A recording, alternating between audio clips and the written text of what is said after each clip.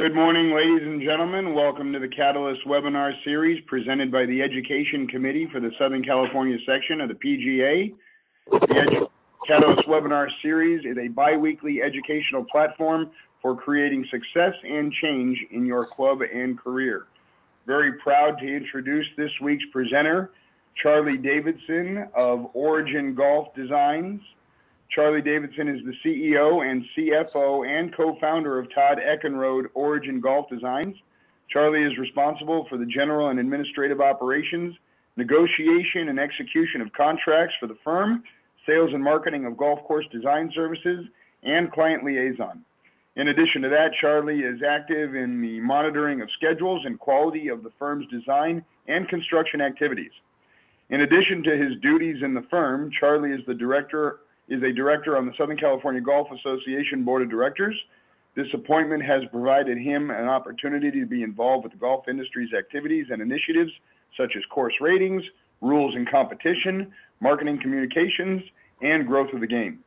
He was also recently appointed as a director on the SCGA's successful Junior Foundation Board of Directors and is currently serving as a member of the SCGA Junior Golf Task Force. Good morning, Mr. Davison. Thank you very much for being with us this morning. Good morning, John. Thanks so much. It's a pleasure to be here, actually. I'd like to thank all of you, too, for joining us today to chat about a subject that is often thought about, many times dismissed due to obstacles, but of prime importance to all golf facilities today. Many of you know as much about this subject as we do, and some of the things that we're going to talk about today will actually be preaching to the choir, I'm sure.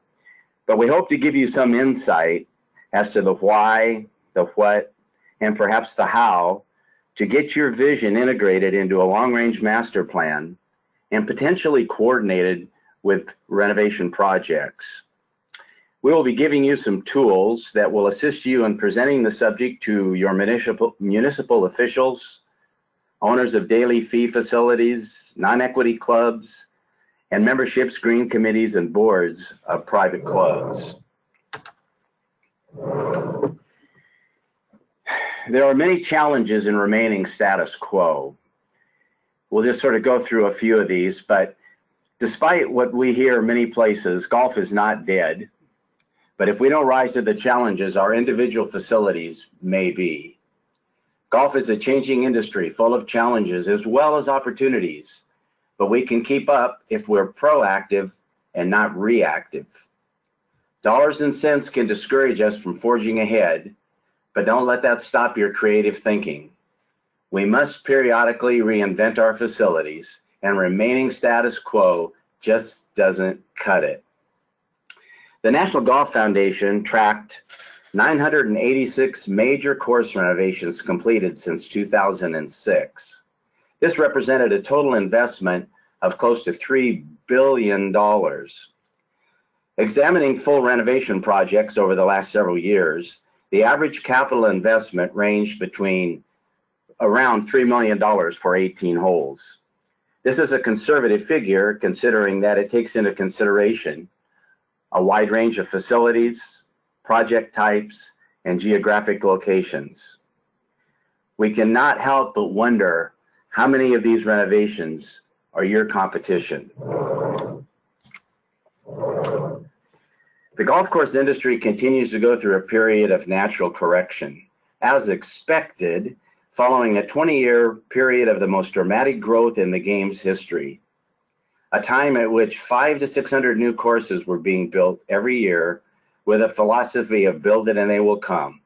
It was a great time for us golf course architects for sure. At the end of 2016, there were a total of 15,014 golf facilities in the United States. In 2016, it also showed that there was a net reduction of 171 courses. This is opposed to the 500 to 600 new courses a year that was happening in the preceding sessions. Permanent closure of 211 and a half courses, and the opening of only 15 brand new courses, which actually was down even from 2015. If we assume status quo is acceptable, there's always a likelihood that our facilities could end up on this casualty list as well. So let's talk a little bit about what we're all here to listen to today, and that is, why do we want to consider long-range planning? We know the market is getting more competitive. For private clubs, it is getting more difficult to keep members and get new members. Waiting lists to sell seem to be the norm. For public facilities, it is getting tougher to keep rounds and revenues up, difficult to justify an increase in green fees if the course doesn't reflect a philosophy of improvement, and we can definitely become irrelevant due to changes in equipment and technology. One of the issues that we all have experienced is years of decisions by different superintendents and green committees, which tend to dilute the initial strategy of the golf course, the aesthetics, and definitely compound maintenance issues. And finally, we really want to try and avoid the consequences of conflicting projects. And we're going to go into that a little bit more in detail in the future here. But what we're talking about is doing projects out of context that will not be harmonious with future projects. One of the tools that can be very helpful as you all try to get an interest from those that make the decisions, excuse me, are the expected life cycle of all these things on your golf courses. And I'm sure that you have probably all seen this. This was published a few years ago by the American Society of Golf Course Architects, and has become a very valuable tool for those of us that are trying to convince the decision makers that it's time to make some things happen. In many cases, irrigation and bunker deficiencies will drive the renovation projects. The other main element requiring either replacement or moving are cart paths out of the line of play or because of deterioration. The key, however, is that they should be done only after there's a master plan in place. Too often we see that any one of these different systems that need replacing are done as a single project without any consideration as to what else is going to happen now or in the future on your golf club. For example, a club may do a complete irrigation upgrade or a replacement without considering that in the future, renovations may move, add, or delete bunkers, change fairway lines, or cart paths. There could be green renovations that in the future are not compatible with the irrigation replacement that you have made. Other future projects could be fairway realignments, as we'll see on a slide in a minute. In these cases, the existing irrigation layout may definitely not be compatible with those projects. So what is a long-range master plan and what does it look like? Here's an example of one of our master plans with detail, which we'll go into in a little bit. But what it basically is, it guides the decision-making at a golf facility, even as committees and staff members change. Master plans focus on the goals of a golf facility, and they help prioritize improvements so that money is not frivolously spent on pet projects that will eventually conflict with long-term goals. Every golf course, regardless of budget, size, or age, should have a comprehensive set of plans for every area of the course. Without a master plan, a facility will definitely run the risk of unwisely spending money on projects out of context or being unprepared if unforeseen issues arise. It is really your roadmap for the future, a document that will guide green committees, boards, and superintendents for decades. It will keep them from going off on their own directions. Our experience has shown that in private clubs, traditionally, wait lists to sell will go down and wait lists to buy will go up after the renovations from a long-range master plan. These kind of things, for those of you all that are in private clubs, will relate to an increase in membership value and a membership that is more amenable to increases in their dues. The peripheral benefit is a dramatic increase in pride of their club. Sort of a good example of this, we did a project up at Brentwood Country Club up in Los Angeles, and there was a small group that was just adamantly opposed to doing a long-range master plan and renovation. They were a small group, so the project ended up going ahead, and today this small group of guys is absolutely the key guys that are promoting their course and having pride in what they've done. So it really works. The system really works. With all the Country Club for a Day public courses that were created in the late 90s, many private clubs have felt the pressure to upgrade their golf courses and facilities in order to remain competitive in the marketplace. We all know what a renovation is when talking about upgrading a kitchen or a bathroom in a house, but may not fully understand why a golf course should ever be renovated. Almost everybody that's listening to this webinar today gets it. I know that, okay? But those that make decisions and the members and the green committees and the board of directors don't necessarily get it. You then throw in the term master plan and things become even less clear to these folks. Really, basically, a golf course master plan is simply the common term for a renovation or improvement program at an existing golf course.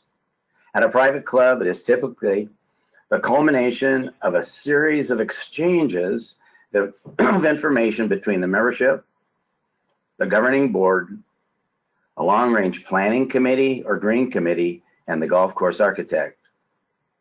At a public facility, the process is usually less formal and developed in response to the owner's goals, whether it be a private owner or a municipality. The actual plan, as we call it, quote plan, usually consists of a color drawing at a scale of 1 inch equals 100 feet, which you're really basically looking at here right now, that shows both the existing golf course and the proposed improvements. Accompanying the plan is text that explains the basis for improvements along with a cost estimate and an implementation schedule.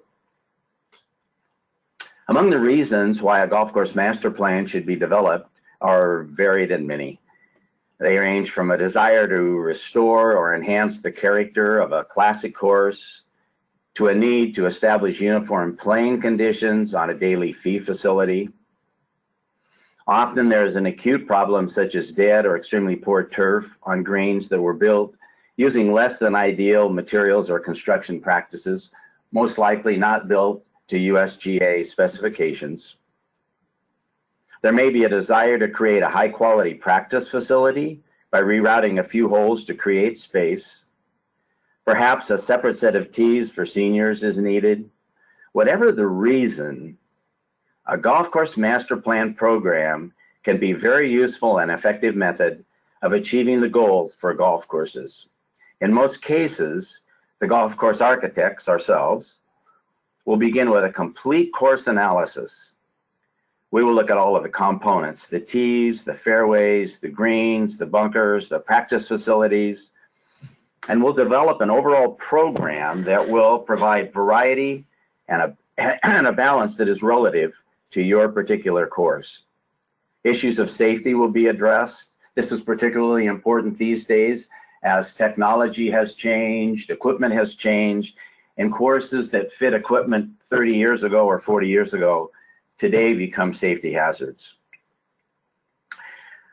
The benefits of natural elements such as vegetation and water features will be accentuated. We'll take a hard look at that, seeing how things may have changed over the years.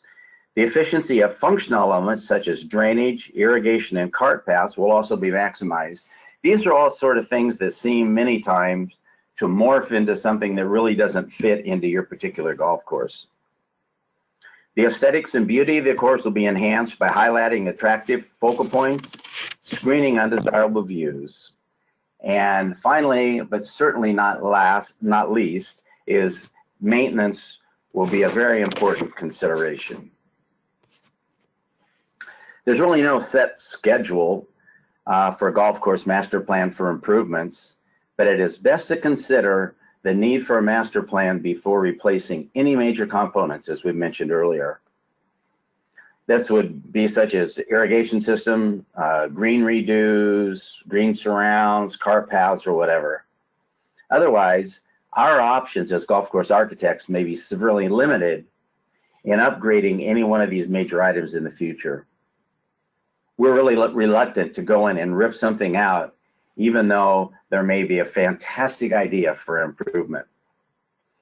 Most renovation construction work at private clubs is done in the late summer, after major tournaments have been held. The best time to start a golf course master plan program is about 1 year prior to the start of construction. This gives us sufficient time to obtain aerial and topographic mapping, gain member input, prepare the plan, receive feedback, make revisions, of which usually there are many, prepare construction drawings, and put the work out to bid. The sooner a project can be bid, the better the prices submitted will be.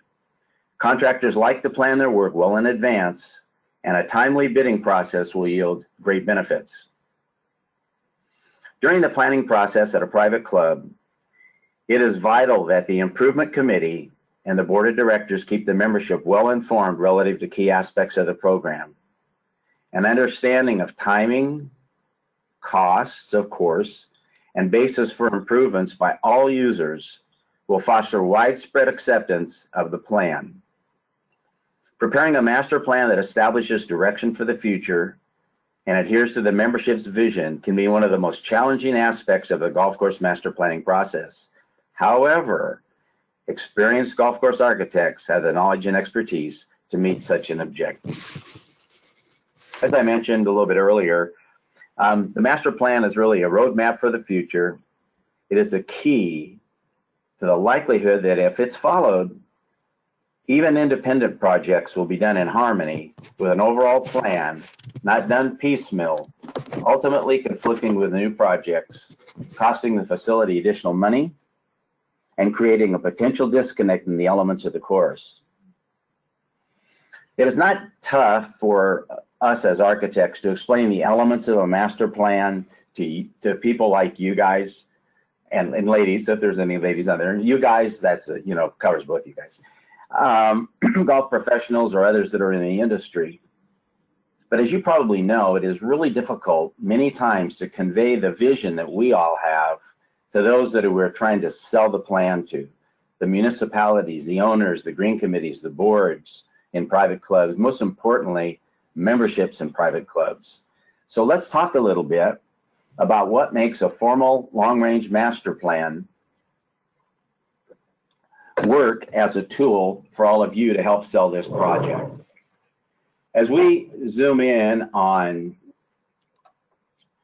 this master plan that we've got, you'll see here that we use existing photos with text where we'll talk about bunkers, we'll talk about misplaced or deteriorating cart paths, misplaced bunkers. We'll talk about the strategic elements in fairway bunkers. We'll talk a lot about trees, which we're going to talk about in the future.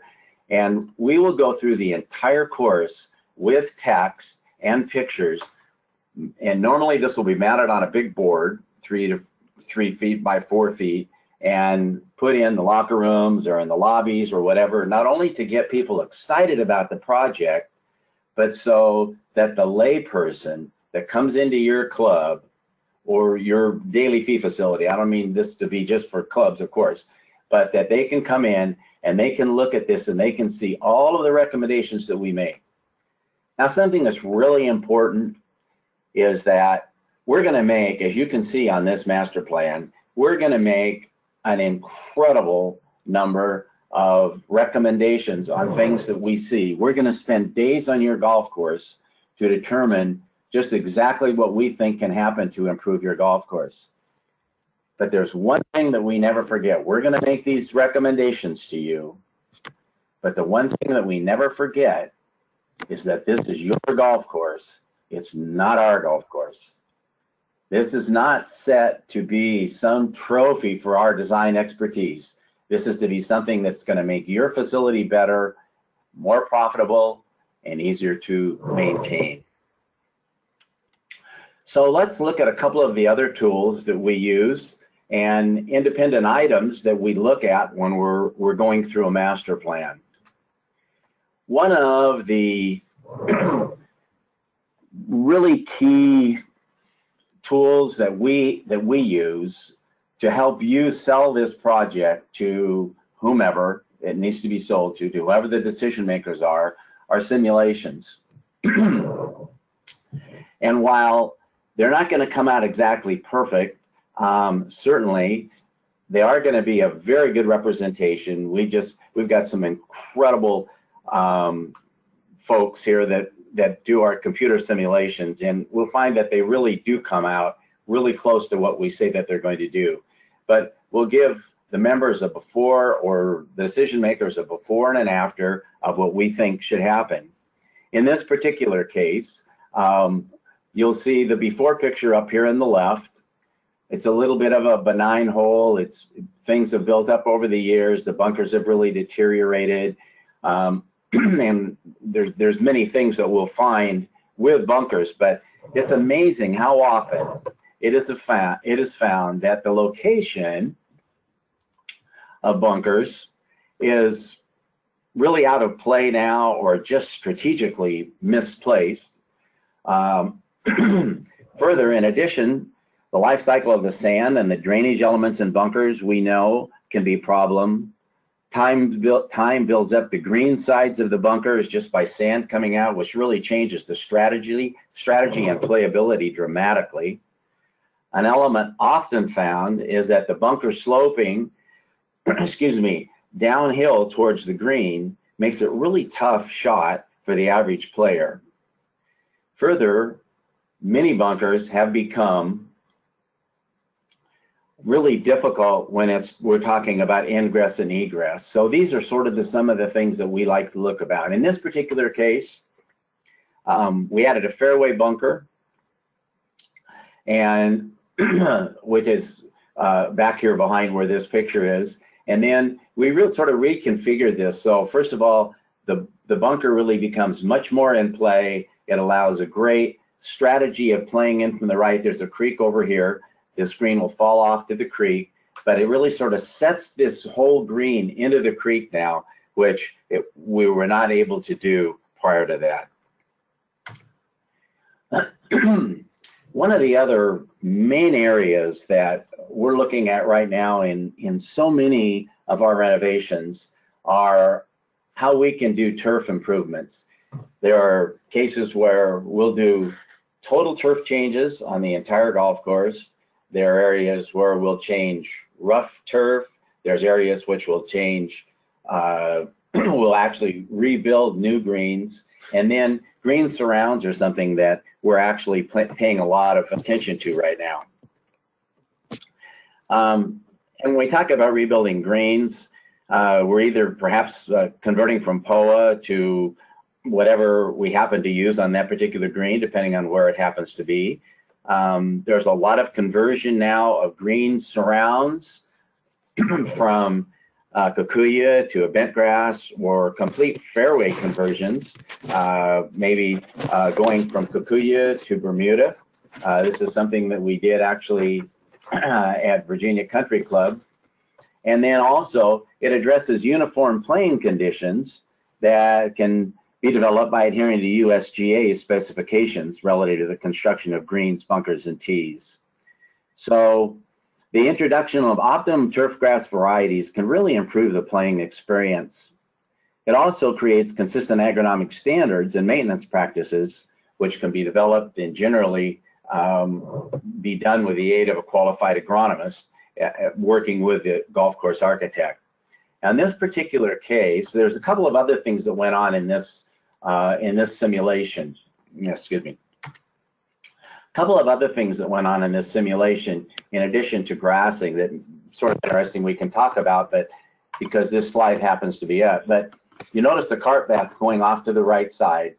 What we ended up doing, first of all, as I had mentioned, there's a creek running down this side of the fairway. This cart path was really ill placed in the first place. So we went around and took and moved the cart path off to the left side, got it totally out of play. Then we took and angled the fairway more towards the creek, which actually integrated the creek into the design of this whole hole, blending it into the creek sort of seamlessly, actually. Then adding a large-scale bunker on the left side of the fairway to promote sort of a dog leg and a risk reward. Also added fill on the left side to encourage run-up shots, and new green side bunkers and reshape the chipping areas. Now, none of these renovations should have been done independently, but all could be done because they relate to each other. They also relate to the irrigation. Let's talk about irrigation for just a minute, because it's one of the things that drives so much of what we do. It's the one thing on a golf course that costs an exorbitant amount of money, usually somewhere between $1.5 million and $2 million to redo irrigation. It's something that most golf courses never see, and most modern golf courses can't survive without, obviously. The efficient application of water is playing an increasingly important role, as golf courses now, as we know, are focused much more on conserving water, particularly here in California, and protecting water quality. In the Western U.S., one of the things that we look at in addition to water shortages is the rising cost of water, which puts great emphasis on irrigation system efficiency. Like all the mechanical systems, sprinklers, pipes, fitting, controllers, and other components experience wear and tear over the years, and there are definite life cycles on these elements. This is another chart, certainly, that you can use as you're trying to sell to ownership or membership why you need to get started on a program. When is it time to replace the irrigation system? Well, certainly your superintendents can tell you that, and they know that well. In general, as irrigation systems age, when they get beyond 25 years, they tend to experience more frequent breakdowns, components become obsolete. We know that the technology that is coming forth every year in irrigation system is just incredible, just absolutely incredible.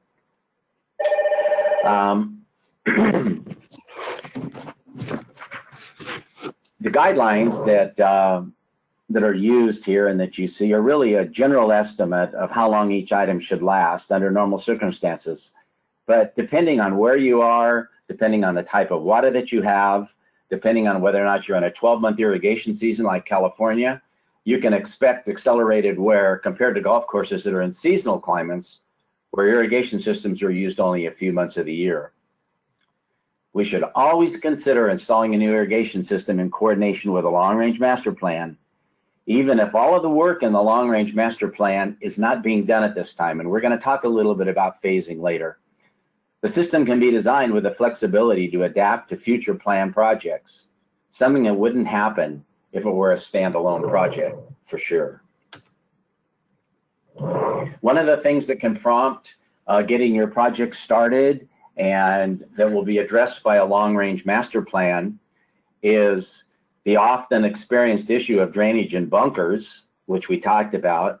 Most courses over the years will find numerous areas on your golf course in which the original drainage courses and the way that water was designed to go off of the course have changed for one reason or another and are now creating areas of bogs or flooded areas when it rains, and these need to be addressed. In this particular picture, this is a major drainage way that crosses the entire golf course, Brentwood Country Club, for those of you that can recognize this. And this drainage way that goes across the golf course had really been neglected for years. It wasn't effective as a drainage way, and it definitely negatively affected playability. It really became non-functional. So we went in and made many changes to this that actually became a theme in the golf course and enhanced the golf course tremendously. Not only did it improve the strategy of the golf course, but it improved the aesthetics as well. We're going to talk about a really sensitive issue right now, and particularly for those of you that are involved in private clubs, trees are probably the most sensitive issue that we deal with, period. It's almost like trees are sacred. We'll go in and evaluate the impact of existing trees on strategies, playability, turf grass maintenance, health of the trees. Overgrown or inappropriate plantings will be removed, and trees may be added for framing, backdrop, separation, or screening purposes. Over the years, trees become a big problem for golf courses. Green committees, membership, superintendents will randomly plant trees in places where their ultimate size is an issue. Placement dilutes or inhibits the strategy, the whole, or in some cases, volunteer trees that just happen to blow in and grow, just happen to grow there. As I mentioned, these are always an extremely sensitive issue to private clubs. In many cases, believe it or not, you can take 500 trees out. Now I know that sounds like a really big number, but you can take 500 trees out and it will hardly be noticed. Not only does the strategy improve, but you're left with indigenous trees that are strategically and aesthetically appropriate for the course.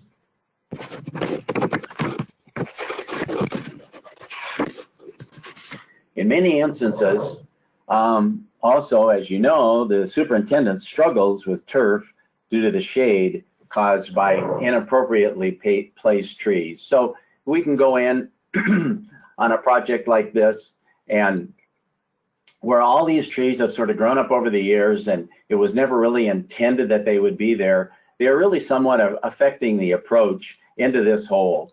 Go in and we'll take out a lot of trees. It increases the playability on this side. The approach comes in better, and probably some things will be done with this green complex as time goes on too.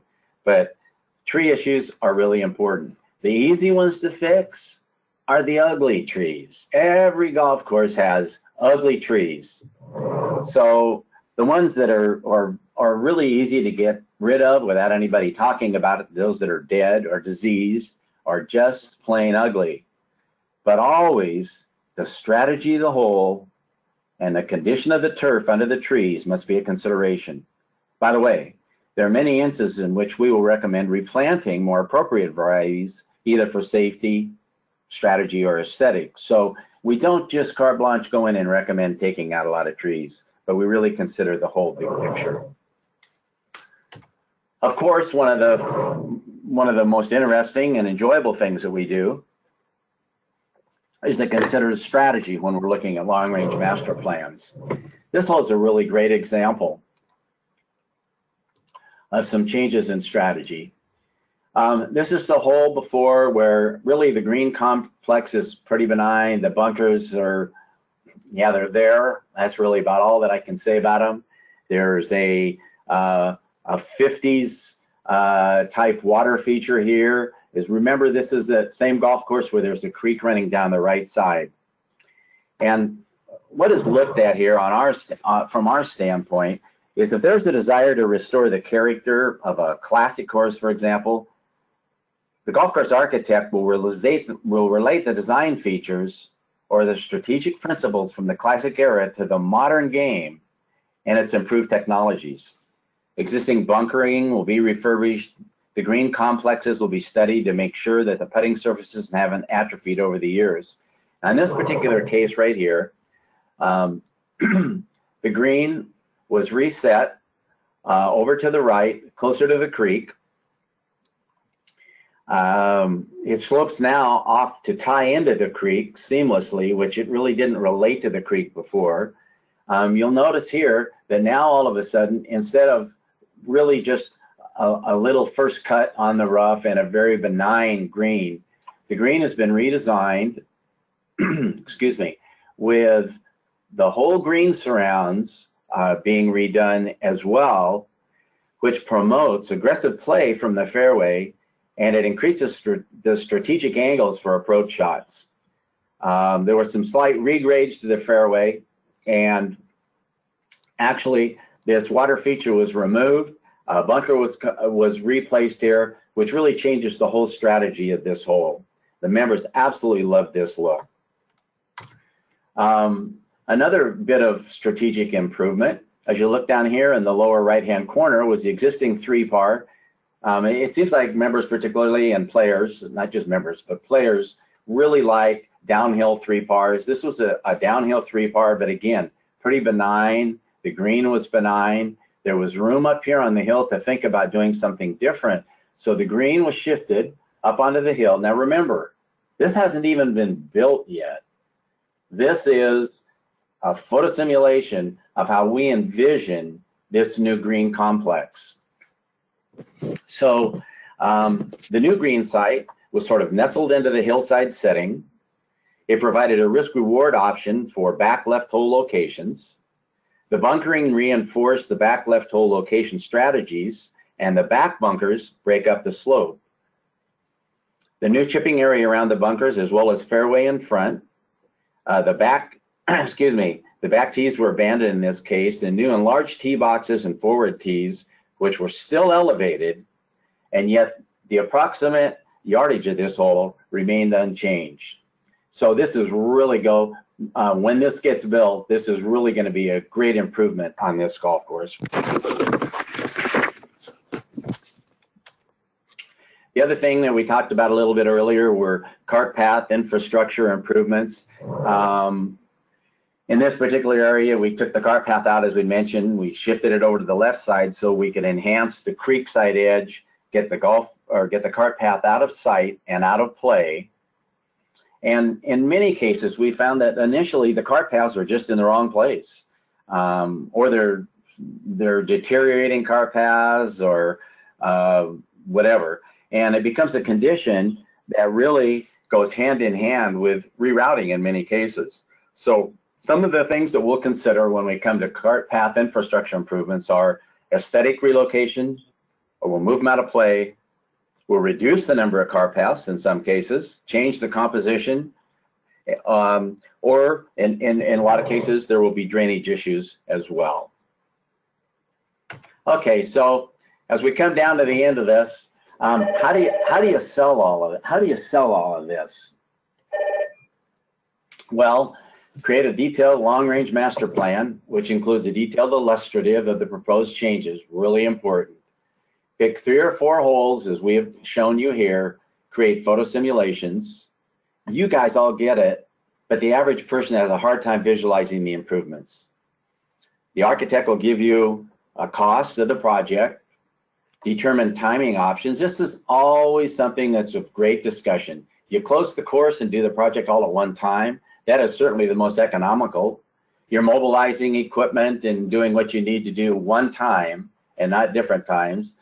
You're getting the same sand everywhere. You're getting the grasses are the same. That's really the optimum way.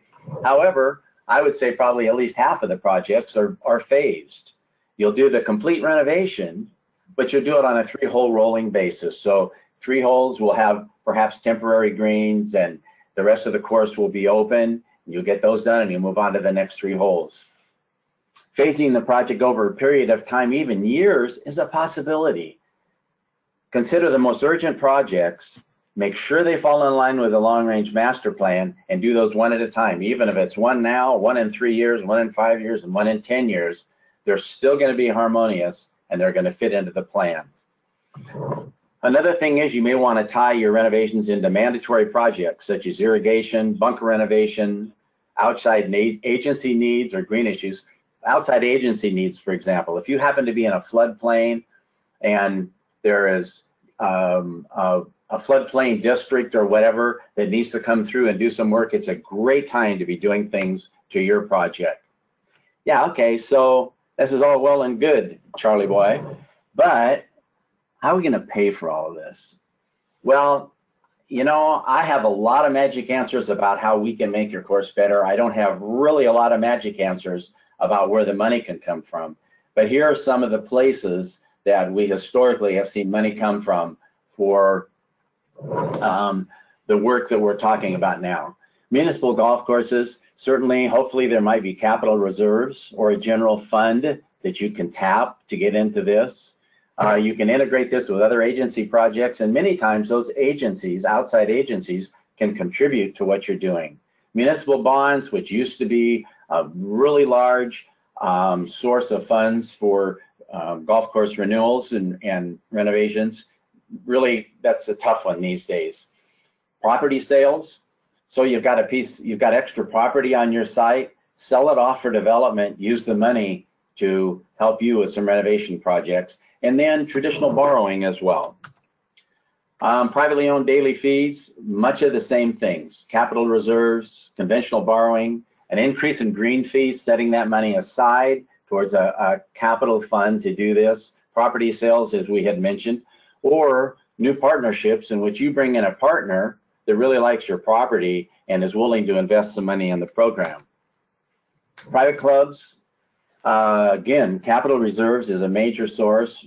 Membership assessments, which don't always go over big, but if you can get them excited with some of the things like we've shown you today, the membership assessments work. A dues increase, a very creative method that is used in dues increases are where a club will go in and they'll say, okay, we're gonna draw on our capital reserves for part of it.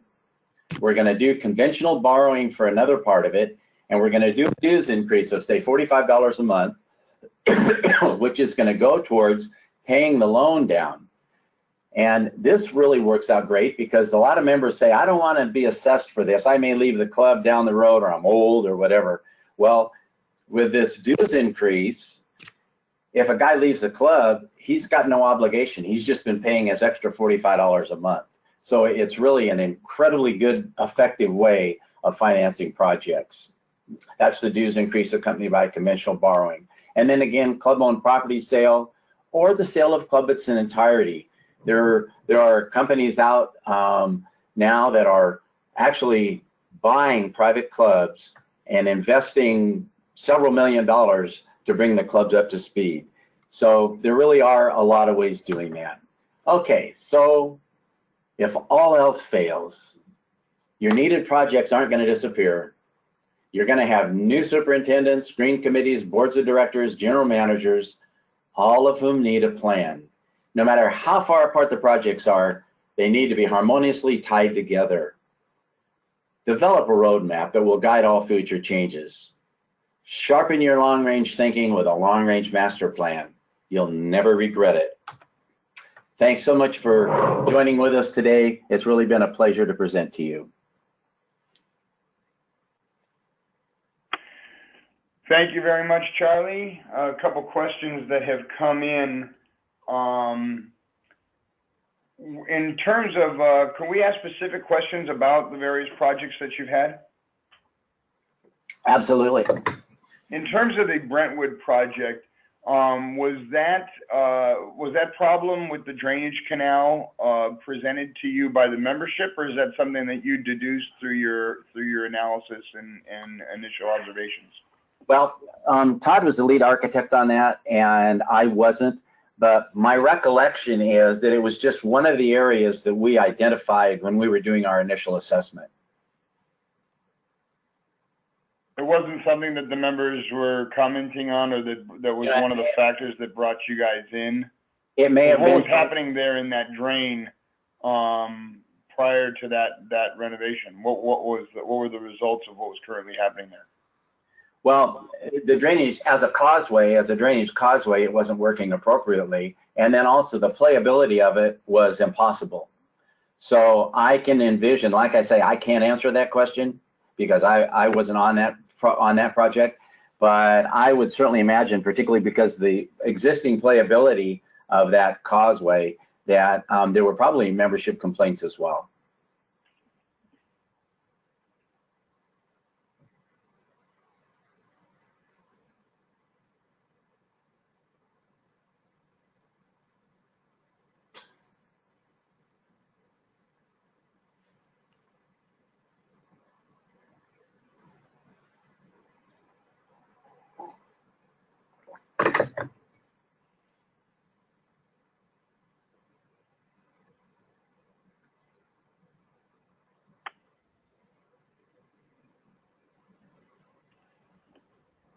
You there, John? Yeah, Charlie, could you hear me? I can now. Oh, okay, sorry. Can you talk a little bit about, I was on mute, forgive me. People always okay. say that, and I always wonder if it's true, and there it was true. I was talking and the phone was on mute. In terms of your guys' bunker designs for Origin specifically, there seems to be a themed, jagged, kind of rough shape to it. Is that deliberate? Is that done as a signature basis? Can you talk a little bit about that philosophy behind your bunker sculpting? I'm really glad that you asked the question, because no, absolutely, we don't have one bunker design. You know, we do a lot of work on classic golf courses, and the rugged bunker look really fits well on those, but we absolutely don't do that. If you look at projects like, well, Brentwood, for example, you won't see that kind of bunkering at Brentwood. We did Quail Lodge. You won't see that kind of bunkering at Quail Lodge because it just isn't appropriate for those golf courses. So no, we do not have a signature style bunker. We absolutely do not. We feel that it's very important to design the bunkers to be compatible with whatever that golf course character happens to be.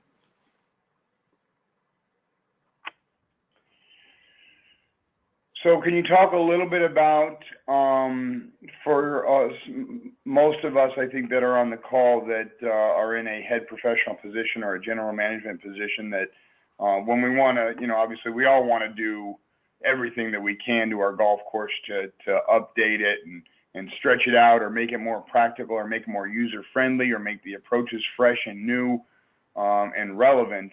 However, we do have to always go to a power that be. If it's an equity club, we have our board of directors. If it's a management company, we've got our regional directors. What are some of the successful tactics that you've seen in your travels that are convincing and compelling selling tools for the professional or the management to be able to expedite projects? Well, that's a good question. There is no set way to make these projects successful at each individual club because they're all different. But, you know, you're starting out, and sort of the process is this. You're starting out with your long-range master plan. You're starting out with, which includes your photo simulations and whatever. They become posted in the club.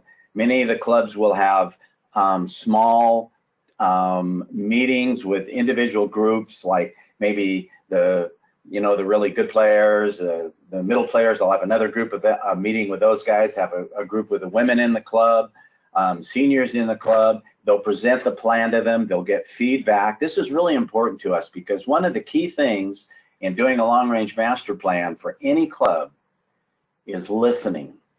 You know, we're really good at the other part of what we do, but we also feel like we're pretty good at listening because it's really important for us to get feedback to the club. Like I mentioned earlier, we never forget the fact that this is your golf club, not our golf club. So then, as you've gone through these programs, normally clubs will develop a brochure or a nice mailing piece that they can send out to everybody to let them know everything about why this is being done, what is being done, how much it's going to cost, and how it's going to be financed. Really critical, the last item, it probably should be the #1 item, how it's going to be financed, how it's going to be paid for, but that's the key question that comes up all the time. And then finally, normally what happens is there's a town hall meeting. You'll be as many as 200 or 300 members attend the town hall meeting. We'll go through and make the presentation and answer questions, and then if it's a private club, they'll bring it to a vote. If it's a public facility, there probably won't be town hall meetings because it's a little smaller group that makes the decisions on this. But we like to be an integral part of as much as we can to help you guys make the presentations and sell the project.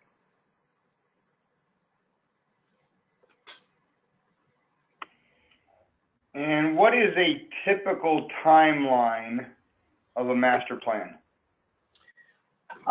Normally, it's about 6 months.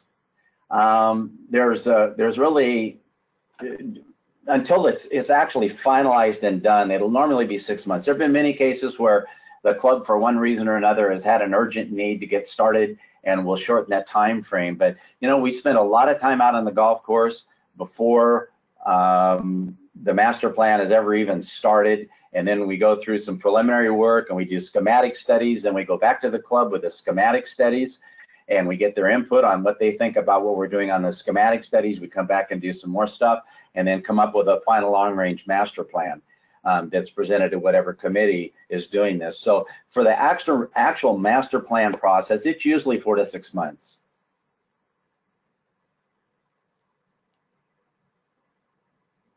And if it's longer than 10 months, I'm sorry, if it's longer than 10 years, would the new renovations made in 1 year need to be renovated later, closer to the end of the 10-year mark? It's certainly a blanket question, and I'm not sure that I could answer that, except that there is a likelihood, but there's no guarantee that it would have to happen that way. Because I think the the attendee is asking basically if it's a long-range renovation project that's going to take 10 years, and you start chipping away at it because of financial restrictions, you do something in that first year, and by the time you're at the 9th year, the change you made in that first year is no longer relevant because of whatever reason. How do you guard against that? I don't think you can really guard against it, but you're going to reduce the likelihood, John, because, for example, take bunkers, for example. Say the expected life of bunker sand or bunkers is 8 to 10 years, okay? Well, you're come to the end of this, well, perhaps the bunkers need redoing. However, strategically and from an irrigation standpoint, they're going to be in the right place now. So you're not going to have to go back and deal with those. That's the importance of having a cohesive plan.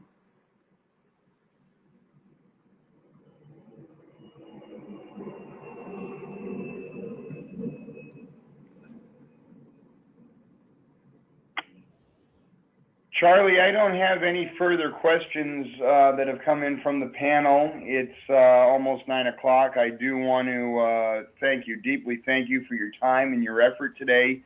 A lot of the attendees probably don't know, but Mr. Addis, Tom Addis asked Charlie Davison to present on the Catalyst webinar series about 6 months ago. And just as a student and a supporter of the Southern California PGA, Charlie's been an attendee on our Catalyst webinars, I think almost all of them in the last 3 or 4 months. Charlie, you haven't missed any, trying to get a feel for what we do on the Catalyst and how you could tailor your presentation to make it relevant and informative for us. And we certainly do appreciate your time and effort in doing that. And hopefully after today's presentation, you don't stop attending. Feel free to jump on. We love having your support and participation on the Catalyst webinar series. I want to let everybody know that we will be sending out the 10-question quiz and the link for the YouTube recording of today's webinar series. Please take the quiz and return it back to Sharon Kerfman at pgahq.com. A score of 70% will earn 1 MSR credit for attending today's webinar. Also want to remind everybody that you do not want to miss the November 9th Catalyst webinar. It is our final Catalyst of the year. November 9th, Thursday, November 9th, we will be having Paul Levy, National President for the PGA of America, presenting. That will round out and finish up our year. So if you take the Catalyst webinar series on a regular basis and you're in contact with other PGA professionals that don't, I am asking you and encouraging you to spread the word that Paul Levy, National PGA President, will be presenting on the Catalyst webinar series on Thursday, November 9th. Hope to have a big turnout for that one. Once again, Charlie, thank you very, very much for your time and efforts today. Thank you, everybody, for attending. Have a great day, and we'll see you soon. Great. Thank you, John, very much. It was a pleasure.